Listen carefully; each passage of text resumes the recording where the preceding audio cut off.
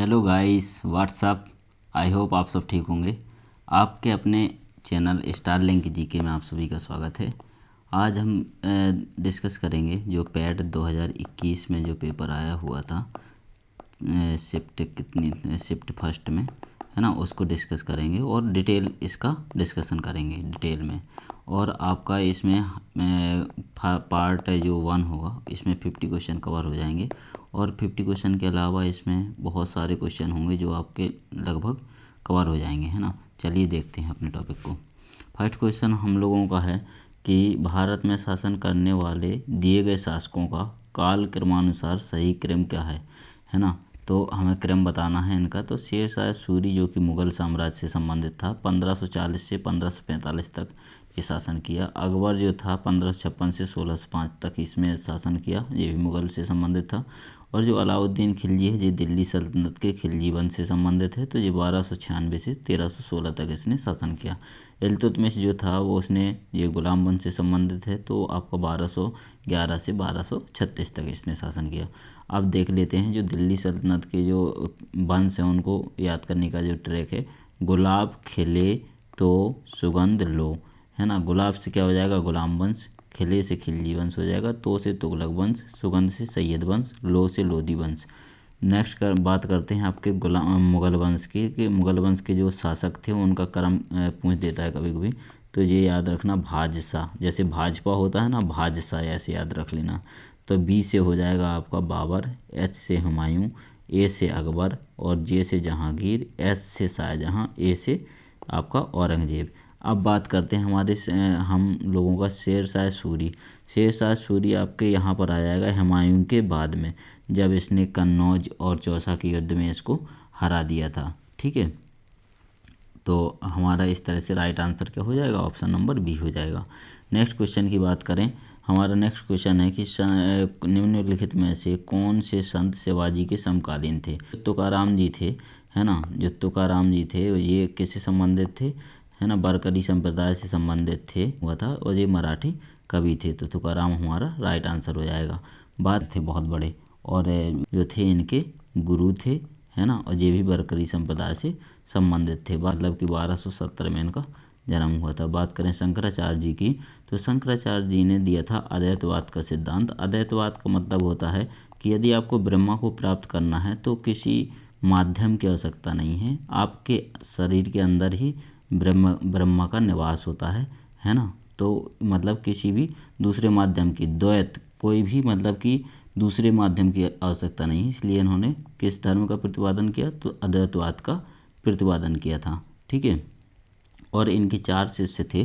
4 शिष्यों के संदर्भ में इन्होंने 4 आश्रमों, 4 मठों का निर्माण किया था। ठीक है, जो कि मतलब कि एक था जो बद्रीनाथ में इन्होंने ज्योतिर्मठ का जो है वो उसकी स्थापना की थी। और आपका जो पूरब में है गोवर्धन मठ, है ना, गोवर्धन मठ। पूरब में जो जगन्नाथपुरी है वहाँ पर गोवर्धन मठ, और ये उत्तर में तो बद्रीनाथ के पास में ज्योतिर्मठ हो गया, गोवर्धन मठ। और जो दक्षिण में था वो श्रृंगेरी मठ था, श्रृंगेरी मठ। और जो पश्चिम में था उसका नाम था शारदा मठ, है ना। तो इस तरह से इन्होंने 4 मठों का वो किया। अब यदि इनसे संबंधित मतलब स्टैचू की बात करें, तो जो मतलब कि शंकराचार्य जी की स्टैचू जो ओमकारेश्वर में है, ओमकारेश्वर जो कि नर्मदा नदी के तट पर है ना, खंडवा ज़िला में पड़ता है, मध्य प्रदेश के खंडवा ज़िला में।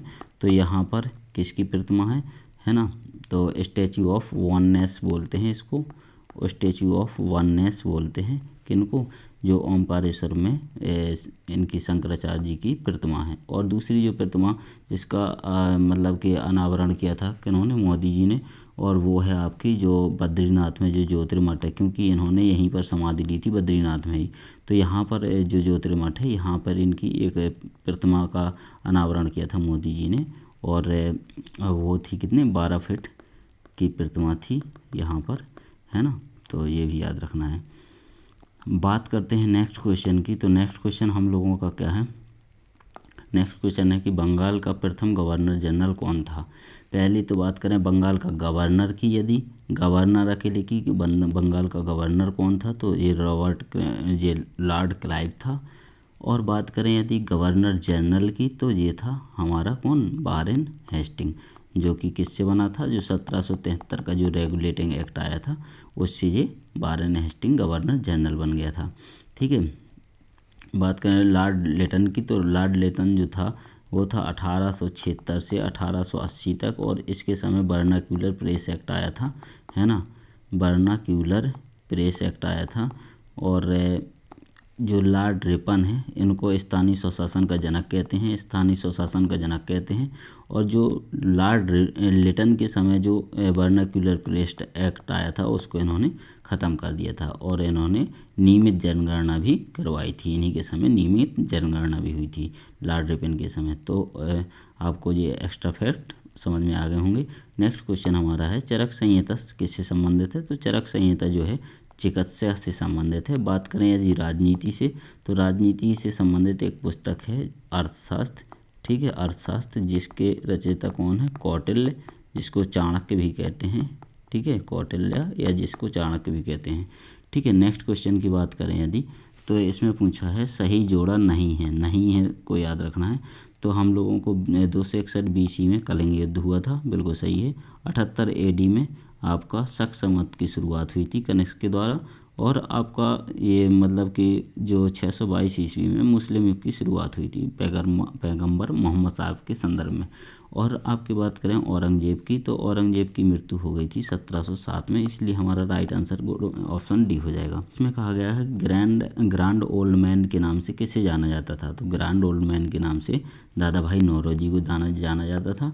और यहाँ पर हम लोग अन्य की बात करें तो फिरोज शाह मेहता को मतलब कि आपका नाइट कमांडर भी थे अंग्रेजी शासन के दौरान, ठीक है, तो ये काफ़ी बड़े ओहदे पर थे, तो इनको Bombay the king of Bombay भी कहते हैं। और जो अनक्राउंड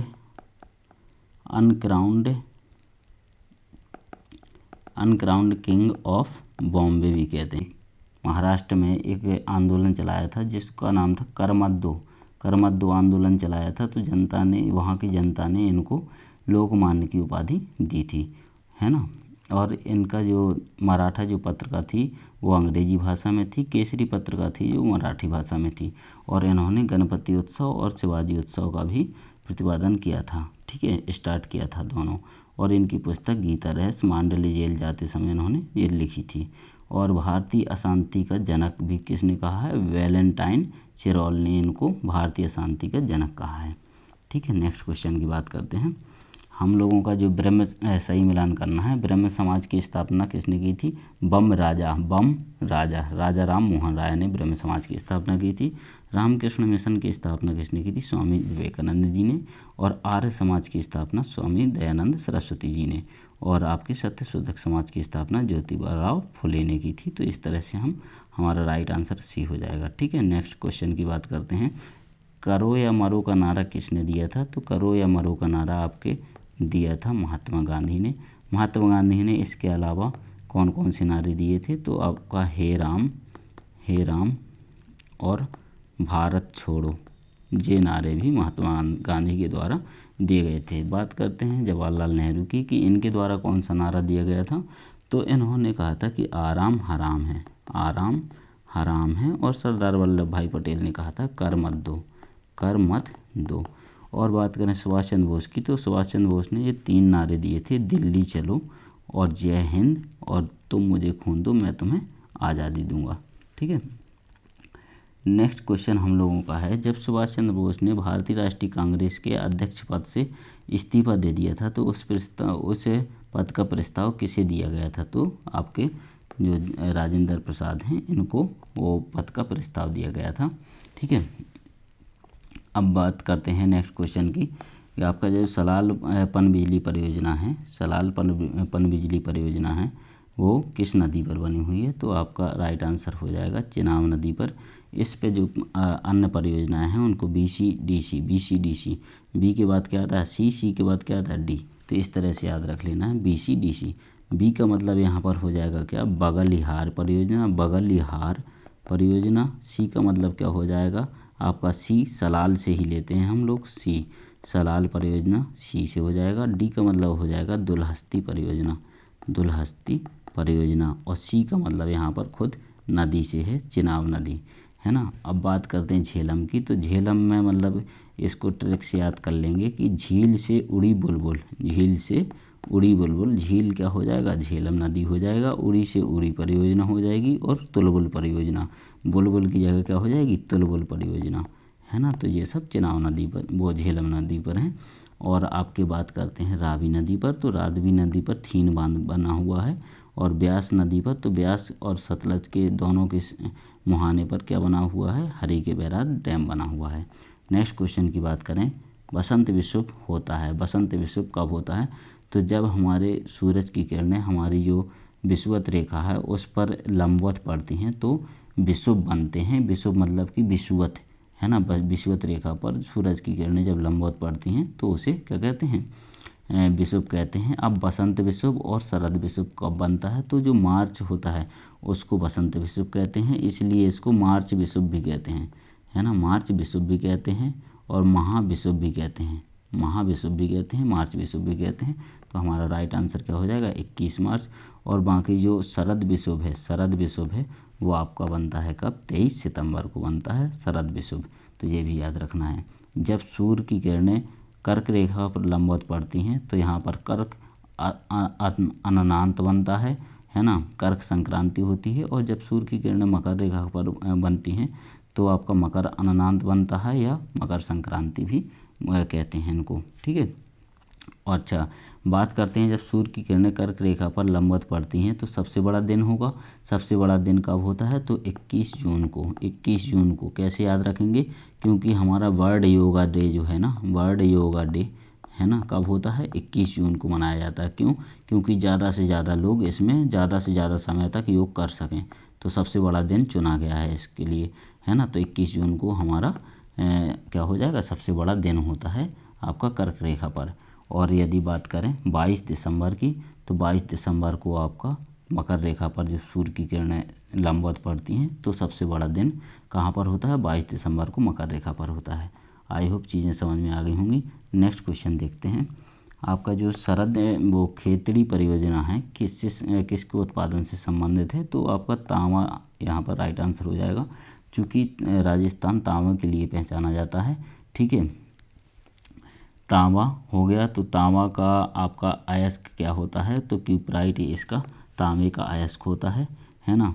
और खेतड़ी परियोजना के अलावा खोद रीवा जो कि अलवर में एक परियोजना है वो भी किससे संबंधित है, तांबा से संबंधित है। और आपका बालघाट परियोजना भी किससे संबंधित है, तांबे से संबंधित है, लेकिन बालघाट कहाँ पर है, मध्य प्रदेश में है, ठीक है। अब बात करते हैं जस्ता की। तो जस्ता आपका क्या हो जाएगा कि जस्ता का जो आपका वो अयस्क हो जाएगा कैलेमाइन हो जाएगा। और जस्ता के साथ में जो सीसा होता है उसका अयस्क होता है गैलेना। अब जस्ता के साथ में सीसा क्यों लिखा, क्योंकि इनको जुड़वा खनिज कहते हैं। जहाँ जस्ता निकलेगा वहाँ पर उसके साथ में सीसा निकलेगा, मतलब सीसा और जस्ता दोनों साथ निकलते हैं, इसलिए इनको जुड़वा खनिज भी कहते हैं। अब बात करते हैं एल्यूमिनियम की। तो एल्यूमिनियम का जो आपका अयस्क होता है वो बॉक्साइड होता है या क्रायोलाइट होता है, ठीक है। और आपका क्यूपराइट किसका होता है, कॉपर का होता है, ठीक है। अब नेक्स्ट क्वेश्चन की बात करते हैं। ये यहाँ पर मैंने बताया है कि किस तरह से विषुव होता है। जब सूरज की किरणें इस पर विषुवत रेखा पर पड़ती हैं तो यहाँ दिन रात बराबर होते हैं, और इस तरह मार्च और आपका सितंबर ये दो चीज़ें दिखाई दे रही होंगी। तो मार्च को होता है बसंत विषुव और यहाँ पर 23 सितंबर को होता है क्या, शरद विषुव, ठीक है। और सबसे बड़ा दिन उत्तर में जब कर्क रेखा में जब पड़ता है तो 21 जून को सबसे बड़ा दिन होता है। मकर रेखा पर जब लंबवत पड़ती हैं तो यहाँ 22 दिसंबर को सबसे बड़ा दिन होता है, ठीक है। अब बात करते हैं उपसौर अपसौर की। तो उपसौर क्या होता है, उसको पेरिहीलियन कहते हैं। जब सूरज पृथ्वी के बिल्कुल नज़दीक होता है उसको क्या कहते हैं, उपसौर कहते हैं। पेरिहीलियन इसको याद रखने की ट्रिक है, प्रिय पास आ जाओ। और जो अपसौर होता है जब सूरज और पृथ्वी मतलब कि एक दूसरे से दोनों दूर होते हैं तो उसको अपसौर कहते हैं, जिसे एपिहीलियन कहते हैं। आप दूर जाइए कब होता है, तो 4 जुलाई को होता है। और पेरिहीलियन कब होता है, 3 जनवरी को होता है। नेक्स्ट क्वेश्चन की बात करें तो हमारा नेक्स्ट क्वेश्चन है 14वां। काजीरंगा राष्ट्रीय उद्यान कहाँ पर स्थित है, तो असम में स्थित है काजीरंगा राष्ट्रीय उद्यान असम में स्थित है। और असम में कौन कौन से राष्ट्रीय उद्यान स्थित हैं? तो असम में टोटल राष्ट्रीय उद्यान है जो 7 हैं, है ना। लेकिन हम लोगों को जो काजीरंगा है, मानस है, औरंग है, रेमोना है और देहिंग पटकाई, अभी जो लेटेस्ट है वो देहिंग पटकाई है। रेमोना को जब जहाँ पर बोडोलैंड की मांग होती है ना, अलग से जो राज्य की मांग होती है बोडोलैंड, है ना, तो वहाँ पर रेमोना स्थित है, तो ये भी याद रख लेना है। देहिंग पटकाई 7वां अभी लेटेस्ट बना है। इस तरह से 7 राष्ट्रीय उद्यान रखने वाला और सबसे अधिक मतलब कि तीसरा राज्य बन गया है भारत में तीसरा सबसे अधिक राष्ट्रीय उद्यान रखने वाला राज्य कौन बन गया है? तो आपका असम है। और मध्य प्रदेश और अंडमान निकोबार ये आपके पहले और दूसरे नंबर पे हैं, क्योंकि 9 मध्य प्रदेश के पास है, 9 अंडमान निकोबार के पास हैं, है ना। और याद रखना है जो आपका मध्य प्रदेश में कूनू राष्ट्रीय उद्यान है, कूनू टाइगर रिजर्व है, यहीं पर अभी नामीबिया से चीते लाके छोड़े गए हैं कूनू टाइगर रिजर्व में। नेक्स्ट क्वेश्चन की बात करें कि हिमालय जो नदी तंत्र है वो कौन सी नदियां हैं? तो हम देख लेंगे हिमालय नदी तंत्र में 3 प्रमुख नदियां हैं, सिंधु, सतलज और ब्रह्मपुत्र। इनके अलावा आपकी गंगा भी है और यमुना वगैरह, ये सब बहुत सारी नदियां हैं, ठीक है।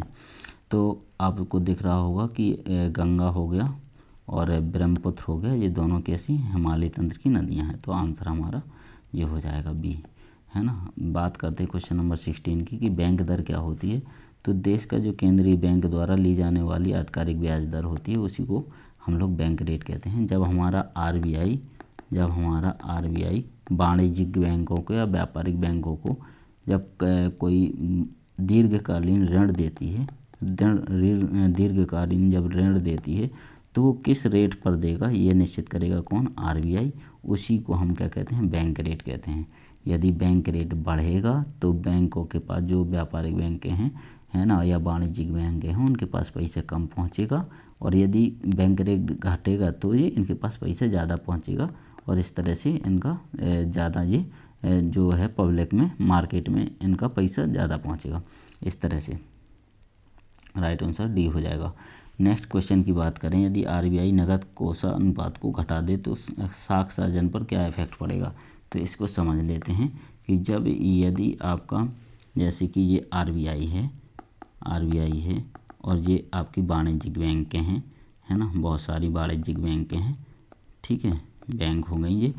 तो इसमें क्या होता है कि जब कोई बैंक खोला जाता है तो आरबीआई के पास में CRR, जिसे कैश रिजर्व रेशियो कहते हैं, उसको एक निश्चित अनुपात में रखना होता है। जैसे कि बैंक आपने 100 रुपये का खोला है तो उसमें से आपको मान लिया कि 10 रुपये आपको आरबीआई के पास में रखने पड़ेंगे। इस तरह से आपको कितने रुपए बचेंगे? 90 रुपये आपकी बैंक के पास बचेंगे।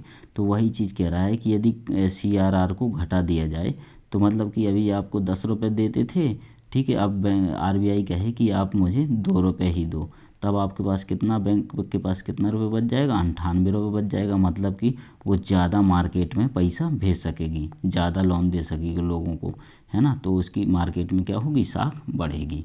तो आंसर हो जाएगा हमारा क्या? साख बढ़ जाएगी, है ना। नेक्स्ट क्वेश्चन की बात करें कि अर्थव्यवस्था में संसाधनों पर निजी अधिकार होते हैं और आर्थिक गतिविधियों का मुख्य उद्देश्य लाभ अर्जित करना होता है। तो ऐसी अर्थव्यवस्था को क्या कहते हैं? पूंजीवादी अर्थव्यवस्था कहते हैं, जिन पर निजी अधिकार होता है, और जिस पर सरकार का अधिकार होता है वहाँ उसको क्या कहते हैं? समाजवादी अर्थव्यवस्था कहते हैं। और आपका जिस पर जो हमारे देश की जैसी मिश्रित अर्थव्यवस्था है, तो भारत में क्या है? पूंजीवादी और समाजवादी दोनों का मिश्रण मिश्रित अर्थव्यवस्था कहलाता है, ठीक है। नेक्स्ट क्वेश्चन की बात करें यदि, तो 100 रुपये के नोट पर किसके हस्ताक्षर होते हैं? तो हम कहेंगे जो आरबीआई का जो गवर्नर होता है उसके हस्ताक्षर होते हैं। बात करें जो 1 रुपये का जो नोट होता है उस पर किसके हस्ताक्षर होते हैं? तो वित्त सचिव के हस्ताक्षर होते हैं। नेक्स्ट क्वेश्चन की बात करें, फेमा क्या है? फेमा का पूर्ण रूप क्या है? तो ये क्या है? फॉरेन एक्सचेंज मैनेजमेंट एक्ट है, ठीक है। तो ये किसका विस्तारित रूप है? तो जो फेरा चलता था ना, फेरा मतलब रेगुलेटिंग अथॉरिटी होती थी ना, फॉरेन एक्सचेंज रेगुलेटिंग अथॉरिटी, जिसका 1973 में गठन हुआ था, 74 में ये फोर्स में आ गया था। अब इसका गठन होता है 1999 में और ये एक्टिव होती है 2000 में। ठीक है, तो इस तरह से इसका विस्तारित रूप क्या है, बड़ा रूप क्या है, फेमा। अब आजकल आपने देखा होगा कि जो भी मतलब कि डीआरडीओ है, इसरो है, इनको कस्टमर चाहिए होता है तो ये फेमा ही इनको कस्टमर अवेलेबल करवाता है। ठीक है, और जो फॉरेन भारत का जो विदेशी मुद्रा भंडार है उसका भी ये इस तरह से एक तरह से मैनेजमेंट करता है। ठीक है, नेक्स्ट क्वेश्चन की बात करें, भारत में क्या, भारत के संविधान में जन स्वास्थ्य एवं स्वच्छता किस में शामिल है, तो हम कहेंगे राज्य सूची का विषय है क्या, जन स्वास्थ्य एवं स्वच्छता किसका विषय है, राज्य सूची का। बात करते हैं यदि CGST की, है ना, GST की बात करें यदि GST किस में आता है तो आपका समवर्ती सूची में आ जाएगा। किस में आ जाएगा, समवर्ती सूची में। IGST की बात करें यदि तो IGST आ जाएगा राज्य सूची में। नेक्स्ट क्वेश्चन की बात करते हैं। अच्छा, यदि सूचियों को देखा जाए तो हमारा जो भारतीय संविधान है उसमें जो 7वीं अनुसूची है उसमें 7वीं अनुसूची में शक्तियों का बंटवारा है। ठीक है, तो इस तरह से उसमें 3 शक्तियाँ दी हुई हैं, राज्य सूची, समवर्ती सूची और संघ सूची। जो अवशिष्ट शक्तियाँ होती हैं वो राष्ट्रपति के पास होती हैं, मतलब केंद्र के पास होती हैं, है ना।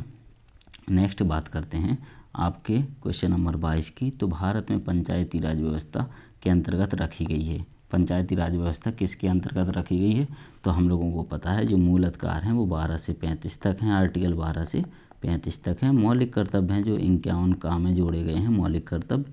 राज्य के नीति निर्देशक तत्वों की बात करें तो ये आपका 36 से 51 तक हो जाएगा।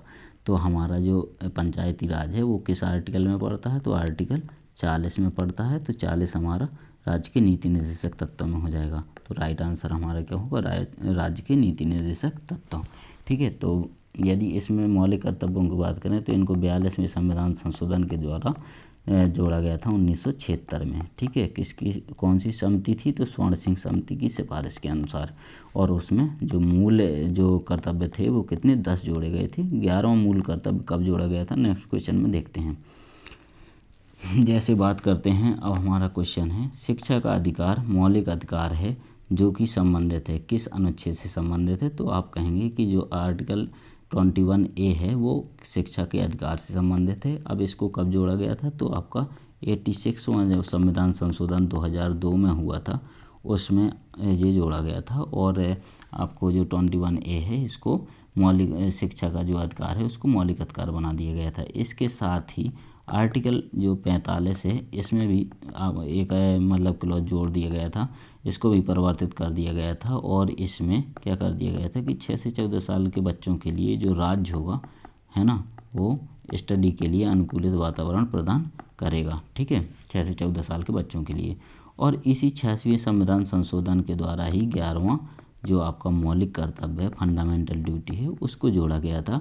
ये कहते हुए कि जो माता पिता हैं अपने बच्चों को, जो 6 से 14 साल के जो बच्चे होते हैं, माता पिता उनको क्या करेगी, प्रारंभिक शिक्षा देने के लिए, है ना, उचित कदम उठाएगी, है ना। तो इस तरह से 11वां फंडामेंटल ड्यूटी भी 86वें संविधान संशोधन के द्वारा जुड़ गया है। नेक्स्ट क्वेश्चन की बात करें 24 की, तो हमारा इसमें कह रहा है कि किसमें संविधान सभा के उद्देश्य प्रस्ताव रखा था, मतलब कि किसने रखा था उद्देश्य प्रस्ताव संविधान सभा का, तो संविधान सभा में। तो आपकी बात करें सबसे पहले कि संविधान सभा का गठन कब हुआ था, तो 9 दिसंबर 1946 को संविधान सभा का गठन होता है और पहली बैठक 9 दिसंबर 1946 को ही होती है। इसमें अस्थायी जो अध्यक्ष हैं, अस्थायी अध्यक्ष हैं उसमें सच्चिदानंद सिन्हा को नियुक्त किया जाता है, सच्चिदानंद सिन्हा को नियुक्त किया जाता है। फिर बैठक होती है 11 दिसंबर 1946 को। इसमें क्या होता है कि स्थायी अध्यक्ष चुन लिया जाता है, किसके रूप में, राजेंद्र प्रसाद जी के रूप में। ठीक है, फिर आपकी बैठक होती है 13 दिसंबर को। 13 दिसंबर 1946 को जब बैठक होती है तो इसमें जवाहरलाल नेहरू क्या होते हैं, उद्देश्य जो प्रस्ताव है वो क्या करते हैं, पेश करते हैं, उद्देश्य प्रस्ताव को पेश करते हैं। और बाद में यही उद्देश्य का क्या बन जाती है, हमारी प्रस्तावना, है ना, प्रस्तावना। ठीक है, नेक्स्ट बात करते हैं आपके क्वेश्चन की।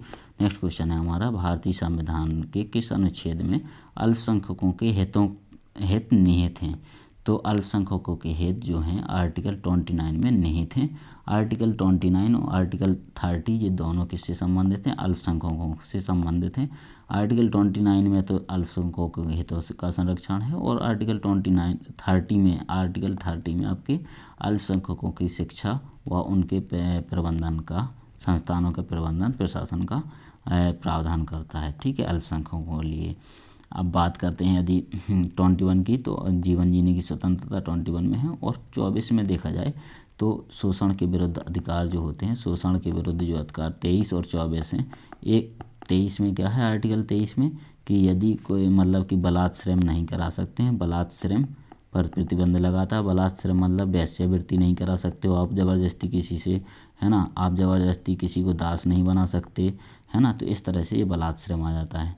और फिर बात आती है बच्चों की, तो 6 से 14 साल के बच्चों को मतलब आप कल कारखानों में या जोखिम भरे स्थानों पर काम नहीं करवा सकते हो। ठीक है ना, तो इस तरह से आपका ये बाकी ऑप्शन थे। बात करते हैं आपका नेक्स्ट क्वेश्चन की।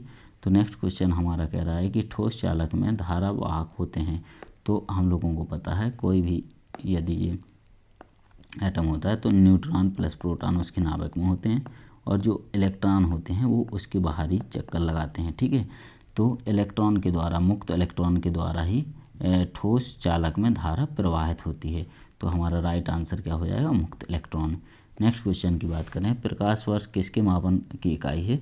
तो प्रकाश वर्ष हम लोगों को पता है कि मतलब कि प्रकाश वर्ष सबसे पहले तो यदि सूरज का जो प्रकाश है एक वर्ष में जितना ट्रैवलिंग कर लेगा, जितनी दूरी तय कर लेगा, उसको क्या कहते हैं? प्रकाश वर्ष कहते हैं, एक वर्ष में। तो ये पहली बात, तो प्रकाश वर्ष किसकी इकाई हो गई? दूरी का मात्रक हो गया। और तो हमारा राइट आंसर क्या हो जाएगा कि एक वर्ष में निर्वात में प्रकाश द्वारा चली गई दूरी को ही प्रकाश वर्ष कहते हैं। ठीक है, नेक्स्ट क्वेश्चन की बात करें, ब्लीचिंग पाउडर का रासायनिक नाम क्या है? तो कैल्शियम ऑक्सीक्लोराइड ब्लीचिंग पाउडर का रासायनिक नाम है। ठीक है, बात करते हैं इसके अदर ऑप्शन की। तो कैल्शियम सल्फेट को क्या कहते हैं? जिप्सम। इसको क्या कहते हैं? जिप्सम कहते हैं, है ना। यदि इसमें हाफ H2O जल का मिला दिया जाए तो यही POP बन जाता है। POP मतलब प्लास्टिक ऑफ पेरिस। बात करते हैं सोडियम बाइकार्बोनेट की, तो इसको खाने वाला सोडा कहते हैं। खाने वाला सोडा और बेकिंग सोडा में क्या अंतर है? तो बाई जहाँ पर लगा हो, क्या लगा हो? बाई। जो बाई होती है वो क्या करती है? खाना बनाती है कि नहीं? तो खाने वाला सोडा आपका ये हो जाएगा जिसमें सोडियम बाई लगा हो, सोडियम बाइकार्बोनेट। उसमें क्या होता है? हाइड्रोजन होता है, जल होता है। और जिसमें जल नहीं होता है, NaCO3 होता है, उसको क्या कहते हैं? बेकिंग सोडा कहते हैं। बात करते हैं आपके सोडियम क्लोराइड की। तो सोडियम क्लोराइड साधारण नमक होता है, आपको पता है ना। नेक्स्ट क्वेश्चन की बात करते हैं, तो हमारा इस तरह से राइट आंसर क्या हो जाएगा? बी हो जाएगा राइट आंसर। ठीक है, नेक्स्ट क्वेश्चन की बात करें, आपका क्वेश्चन है 18 कैरेट सोने में खरे सोने का प्रतिशत क्या है? हम लोगों को पता है जो 100% कैरेट 100% खरा सोना होता है वो कितने कैरेट का होता है? 24 कैरेट का होता है। 24 कैरेट का होता है। तो आप समझ सकते हो 24 कैरेट में 18 कैरेट सोना है तो ये कितने प्रतिशत हो जाएगा? तो हम कहेंगे 36 18, 6 चौके 24 और 25 चौके 100, तो 25 3 75। तो आप कहेंगे 75% हो जाएगा। तो हमारा राइट आंसर क्या हो जाएगा? यहाँ पर हो जाएगा 75%। अब बात करते हैं संतरे में बहुतायत में कौन सा विटामिन होता है? संतरे में बहुतायत में कौन सा विटामिन होता है? तो आप कहेंगे कि विटामिन जो C होता है वो संतरे व खट्टे फलों में या मौसमीदार फलों में ये क्या होता है? विटामिन C होता है। इसका विटामिन C का रासायनिक नाम क्या होता है? तो आप कहेंगे कि एस्कॉर्बिक एसिड इसका रासायनिक नाम होता है। ठीक है, बात करें विटामिन A की, तो विटामिन A क्या होता है? इसका रेटिनॉल होता है, रासायनिक नाम रेटिनॉल। और इसकी कमी से क्या हो जाता है? रतौंधी हो जाती है। और विटामिन A का अच्छा स्रोत क्या होते हैं? आम हुआ, गाजर हुआ, पपीता हुआ, ठीक है, ये सब चीज़ें इसके स्रोत होते हैं। दूध हुआ, है ना। और आप बात करें यदि विटामिन B की, तो विटामिन B का एक कॉम्प्लेक्स होता है B कॉम्प्लेक्स, जिसमें बहुत सारे मतलब कि विटामिन पाए जाते हैं, जैसे कि B1 B2 B3। इस तरह से आपके जो कॉम्प्लेक्स होता है वो विटामिन B का कॉम्प्लेक्स होता है। यदि B1 की बात करें तो इसका रासायनिक नाम होता है थायमीन। इसकी कमी से हो जाता है बेरी बेरी रोग। ठीक है, वेरी वेरी रोग, राइबोफ्लोरिन, ठीक है। और इसके द्वारा कौन सा त्वचा का रोग होता है, त्वचा का रोग होता है जैसे कि क्यूरोसिस या चर्म रोग वगैरह जो होते हैं विटामिन B2 की कमी से होती है, राइबोफ्लोरिन की कमी से, है ना। अब बात करते हैं विटामिन B3 की। विटामिन B3 को कहते हैं पेलाग्रा रोग जो होता है, पेलाग्रा रोग जो होता है वो विटामिन B3 की कमी से ही होता है, ठीक है। अब नेक्स्ट क्वेश्चन की बात करें तो नेक्स्ट क्वेश्चन है हम लोगों का मैथ का क्वेश्चन है। मैथ का क्वेश्चन आप खुद से ही सॉल्व करना, क्योंकि मैथ का क्वेश्चन यदि मैं सॉल्व कराऊंगा तो काफ़ी लंबा वीडियो बन जाएगा। वैसे इस क्वेश्चन को तो देख लेंगे हम लोग, क्या होगा जैसे कि 8 7 56 8 9 72, ठीक है। अब इसमें क्या करेंगे, ये तो 196 किसका वर्ग है, तो 14 का वर्ग है, तो हम इसको लिख लेंगे क्या, √x/14 बाटे बराबर हो जाएगा 9/7। 7 से इसको काट दो और ये इसका क्रॉस मल्टीप्लाई करने पर क्या हो जाएगा, √x बराबर हो जाएगा 18। अब दोनों साइड का, बोथ साइड का क्या करने पर, स्क्वायर करने पर, तो आपका हो जाएगा x बराबर 18 का स्क्वायर कितना होता है, 324। तो हमारा राइट आंसर क्या हो जाएगा, 324। इस तरह से हो जाएगा। जो नेक्स्ट क्वेश्चन है आपका, ये भी मैथ का क्वेश्चन है। तो इस ऐसे क्वेश्चन को जब भी देखो आप, तो इसमें आपको दिखाई दे रहा होगा कि 1 2 3, मतलब कि एक चीज़ का 3 बार गुणा हुआ है, इसमें एक चीज़ का 3 बार गुणा हुआ है, तो मतलब ये क्या हो जाएगा, AQ, और ये हो जाएगा क्या, BQ। तो AQ और BQ का फॉर्मूला हम लोगों को लगा देना होता है, इसमें कुछ नहीं करना है। तो हमारा A+B हो जाएगा और एक कोष्टक में आ जाएगा A² + B² - AB होता है।